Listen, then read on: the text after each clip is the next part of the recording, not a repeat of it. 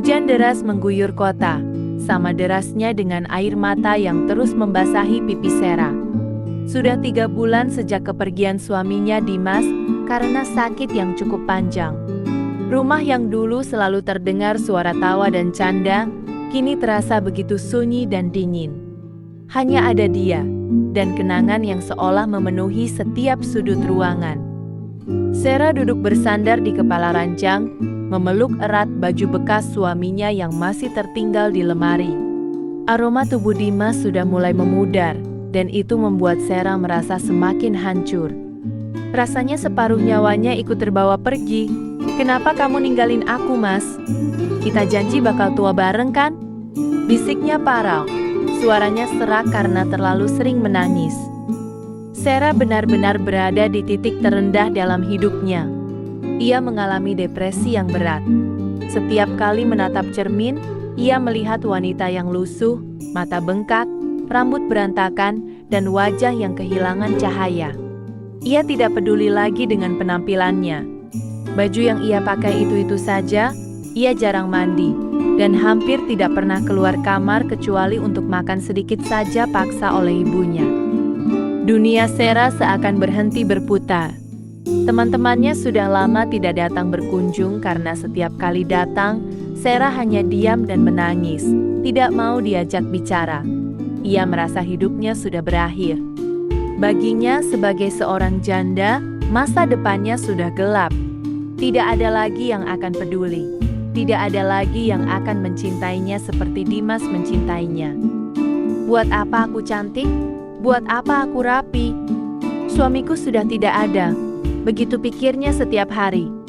Ia merasa dirinya sudah tidak berharga, bekas pakai orang lain, dan tidak pantas untuk bahagia lagi.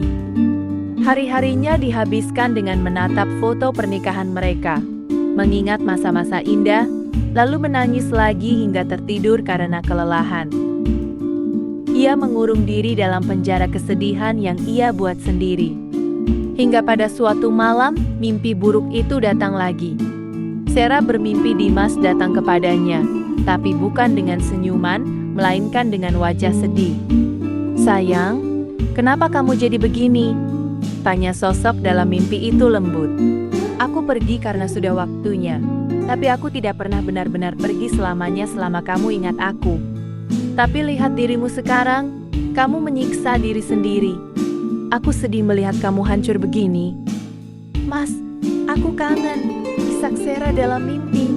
"Aku juga sayang, tapi aku mau kamu kuat. Aku mau kamu bahagia. Jangan biarkan kematianku membunuh semangat hidupmu.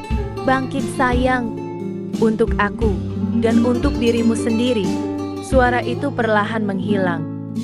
Sera terbangun dengan napas memburu. Keringat dingin membasahi tubuhnya. Ia menatap langit-langit kamar yang gelap. Kata-kata dalam mimpi itu terus bergema di kepalanya. "Bangkit untuk aku, dan untuk dirimu sendiri." Malam itu juga, Sera menangis bukan lagi karena kesedihan, tapi karena tersadar. Ia sadar, suaminya pasti tidak akan tenang di sana melihat istrinya hancur begini. Dimas pasti ingin melihatnya tersenyum lagi. Perlahan dengan kaki yang gemetar, Sera turun dari ranjang. Ia berjalan ke kamar mandi. Untuk pertama kalinya dalam berbulan-bulan, ia membersihkan dirinya dengan sungguh-sungguh. Membasuh semua air mata, membuang semua kesedihan yang menempel di kulit.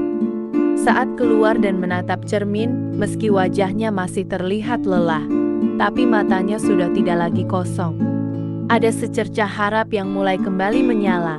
"Ya Allah, tolong aku, kuatkan aku," doanya lirih. Proses bangkit itu tidak mudah. Itu butuh perjuangan yang sangat keras. Ada hari-hari di mana rasa sedih itu datang lagi menyerang tiba-tiba. Tapi Sera belajar untuk mengendalikannya.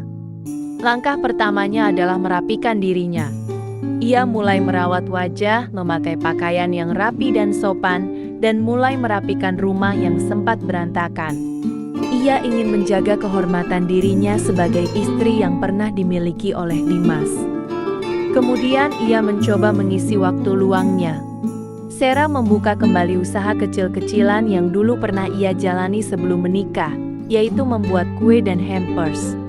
Awalnya hanya iseng untuk mengalihkan pikiran, tapi ternyata tangannya yang lincah dan kreativitasnya membuat usahanya berkembang pesat. Pelanggan datang satu persatu, lalu menjadi banyak. Sarah menjadi sibuk. Kesibukan inilah yang akhirnya menyembuhkan luka hatinya. Ia merasa dihargai, merasa berguna, dan merasa mampu berdiri di atas kakinya sendiri. Fisiknya pun berubah. Kini Sarah terlihat sangat berbeda. Di usianya yang menginjak 28 tahun, ia justru terlihat semakin matang, cantik, dan memancarkan aura wanita yang mandiri namun tetap lembut. Wajahnya yang teduh, ditambah dengan gaya berpakaiannya yang rapi dan anggun, membuat banyak orang yang melihat jadi terpesona. Ia sadar menjadi janda bukanlah aib. Menjadi janda bukan berarti tidak bisa bahagia. Suatu sore, saat sedang mengantar pesanan ke sebuah kantor, Sarah bertemu dengan Rizky. Pria itu adalah teman lama Dimas, tapi mereka jarang bertemu sebelumnya. Rizky terpana melihat Sarah. Ia ingat dulu Sarah adalah wanita yang manis, tapi sekarang Sarah terlihat berbeda. Ada kesan kuat dan dewasa yang memancar dari dirinya. Sarah, panggil Rizky ragu. Sarah menoleh, lalu tersenyum ramah. Oh, Mas Rizky, Assalamualaikum. Waalaikumsalam. Wah, lama tidak jumpa. Kamu makin cantik dan segar ya? Puji Rizky tulus. Aku dengar kabar tentang Dimas. Turut berduka cita ya. Semoga kamu selalu kuat. Sarah tersenyum tipis. Kali ini senyum yang tulus tanpa ada kesedihan di dalamnya. Terima kasih Mas. Alhamdulillah sekarang sudah lebih baik. Obrolan singkat itu menjadi awal dari pertemuan-pertemuan berikutnya. Rizky ternyata sangat perhatian. Ia sering menanyakan kabar, sering membantu mengirimkan bahan-bahan untuk kue Sarah, dan selalu menjadi pendengar yang baik. Perlahan, perasaan aneh mulai tumbuh di hati Sarah. Awalnya ia merasa bersalah. Ia merasa seolah-olah ia mengkhianati Dimas kalau ia mulai suka pada pria lain. Hatinya bergolak. Mas Dimas, maafin aku ya. Tapi kenapa rasanya aku mulai nyaman sama Mas Rizky? Batinnya bertanya-tanya, penuh keraguan. Hingga suatu hari, ia bercerita pada ibunya. Nak, kata ibunya lembut sambil membelai rambut Sarah. Mencintai orang baru bukan berarti melupakan almarhum. Dimas itu masa lalu dan kenangan indah buat kamu. Tapi kamu punya masa depan yang harus dijalanin. Suamimu pasti juga ingin melihat kamu punya pendamping lagi yang bisa jagain kamu. Menikah lagi itu hak kamu sebagai wanita, nak. Kamu butuh sandaran. Kamu butuh bahagia. Kata-kata ibunya itu seperti kunci yang membuka gembok di hati Sarah. Ia sadar, ia adalah manusia biasa. Ia adalah wanita yang butuh perlindungan, butuh dicintai, dan butuh berbagi cerita. Status janda bukan penghalang untuk bahagia. Justru pengalaman pahit itu membuatnya lebih mengerti bagaimana cara menghargai cinta. Malam itu, Sarah menatap foto Dimas di atas meja riasnya. Mas, aku sayang kamu. Selamanya kamu akan jadi bagian dari hidupku. Tapi sekarang, aku ingin mencoba membuka hati lagi. Aku ingin bahagia lagi. Doakan aku ya Mas, bisiknya lembut. Rasa takut itu perlahan hilang, digantikan oleh keberanian. Sarah kini menyadari bahwa ia pantas dicintai. Ia wanita yang baik, rajin, cantik, dan mandiri. Kenapa harus minder? Beberapa bulan kemudian, hubungan Sarah dan Rizky semakin dekat. Rizky tidak pernah memandang status Sarah sebagai janda sebagai kekurangan. Justru ia berkata, kamu itu wanita yang luar biasa, Ra. Kamu sudah pernah merasakan cinta dan kehilangan. Jadi aku yakin, kamu akan lebih bisa menghargai sebuah hubungan. Kata-kata itu membuat hati Sarah berbunga-bunga. Perasaan depresi, minder, dan putus asa itu sudah hilang berganti menjadi semangat dan kebahagiaan. Pada suatu malam yang indah, di bawah lampu taman yang remang-remang, Rizky menggenggam tangan Sera.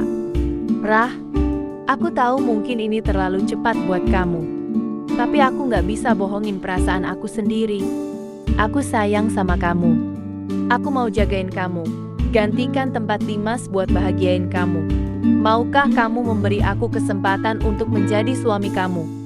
Sera menatap mata Rizky yang penuh ketulusan. Air mata kembali menetes, tapi kali ini adalah air mata kebahagiaan. Ia tersenyum. Senyum yang paling indah dan paling lebar yang pernah ia berikan setelah sekian lama. Ia mengangguk pelan. Insya Allah, Mas, Sera mau. Sera juga ingin bahagia lagi. Rizky pun menarik Sera ke dalam pelukan hangatnya. Bukan untuk menggantikan Dimas, tapi untuk melanjutkan kisah baru yang lebih indah. Sera sadar, hidupnya belum berakhir. Langit yang tadinya gelap dan mendung kini sudah cerah kembali, dan bahkan muncul pelangi yang lebih indah dari sebelumnya. Ia adalah Sera, seorang wanita yang pernah jatuh sangat dalam. Namun kini ia berhasil bangkit, lebih kuat, lebih cantik, dan siap untuk mencintai dan dicintai kembali. Tamat.